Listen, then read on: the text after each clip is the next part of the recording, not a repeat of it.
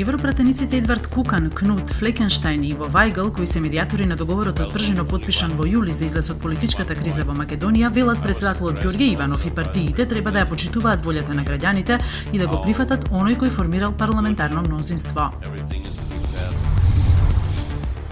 Бизнисменот Сеат Кочан, кој што е осомничен во последниот случај на СЈО Труст, го напушти судот по неколку часовен распит кај судија на претходна постапка и не даде изјава.